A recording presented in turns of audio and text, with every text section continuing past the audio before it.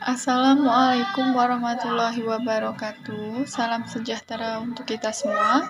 Perkenalkan, nama saya Nana Listiana, NPM AMI 2120238. Adapun dosen pengampunya yaitu Bapak Dr. Fisman Bedi, MKom, MM, MSI, dengan mata kuliah Manajemen Pemasaran.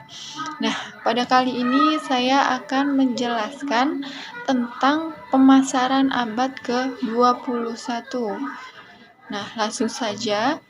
Untuk selanjutnya yaitu saya akan menjelaskan tentang definisi pemasaran.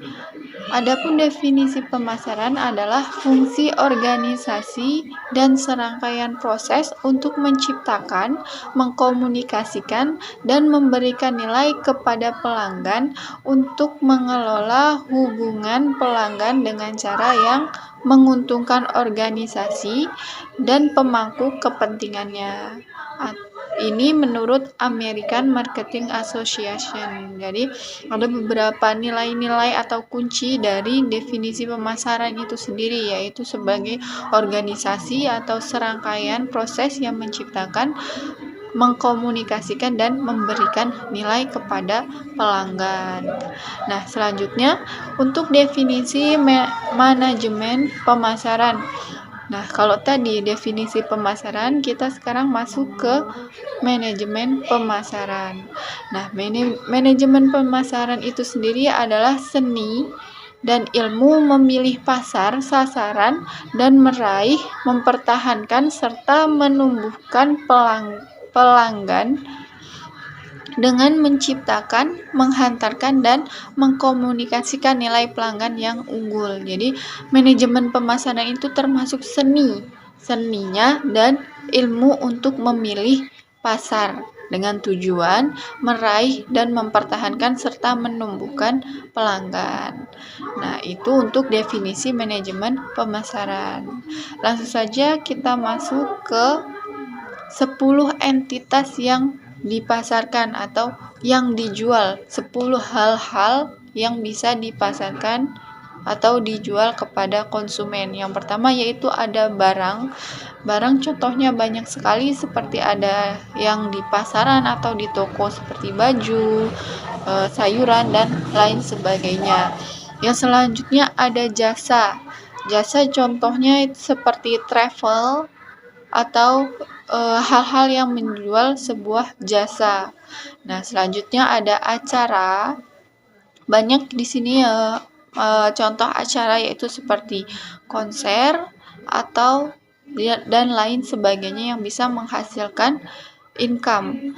Nah, selanjutnya yaitu pengalaman. Nah, pengalaman itu juga bisa dijual, seperti pengalaman kita sendiri. Seperti kita memiliki pengalaman, lalu kita ingin menjualnya atau membagikan kepada orang lain, itu juga bisa.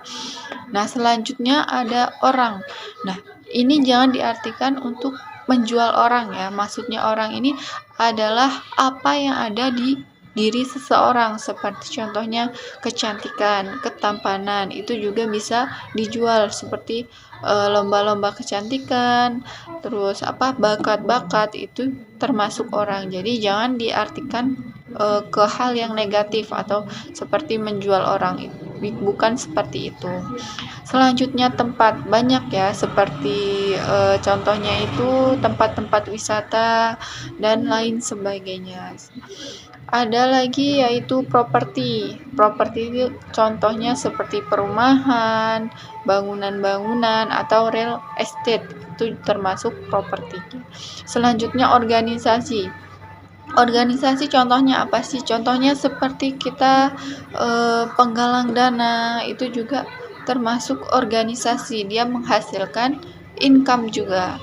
Selanjutnya informasi, dan yang terakhir yaitu ada ide. Contohnya ide-ide seperti kita menemukan sesuatu penemuan, lalu kita akan menjual penemuan itu kepada seseorang, itu juga bisa. Selanjutnya kita akan masuk ke pelaku dalam pemasaran. Nah, di sini ada 3 pelaku dalam pemasaran. Yang pertama yaitu pemasar atau marketer, seseorang yang mencari respon atau perhatian pembeli dan dukungan dari pihak lain. Nah, di sini sama aja kita bisa sebutnya dengan penjual. Jadi, pemasar itu sama seperti penjual. Selanjutnya ada prospek, pembeli, respon. Ini maksudnya konsumen atau pembeli itu sendiri. Nah, selanjutnya ada pasar, tempat di mana pembeli dan penjual berkumpul, membeli dan menjual barang. Yang dimaksud di sini bukan hanya tempat ya, bukan hanya pasar. Pasar itu bisa diartikan seperti tempat penjualan ya, contohnya marketplace, toko dan lain sebagainya. Jadi bukan monoton pasar itu sendiri, tapi bisa tempat-tempat lainnya. Yang selanjutnya di sini ada konsep inti pemasaran, ada 12 poin, yaitu yang pertama ada kebutuhan, keinginan, permintaan, segmentasi, positioning, penawaran, merek, nilai, kepuasan, saluran pemasaran, persaingan, dan lingkungan pemasaran. Setelah itu kita masuk pada bauran pemasaran atau marketing mix. Yang pertama kali yang kita perlu lakukan yaitu menentukan produk. Sales promotion, advertising, public relation, direct marketing. Setelah itu, setelah produknya sudah ada, kita menentukan dari harganya. Features, quality, branding, packaging, service, dan warranties. Setelah dua hal itu, yang perlu kita lakukan lagi yaitu place atau menentukan dari tempat, seperti price strategi, pricing, allowance, discount, dan payment terms.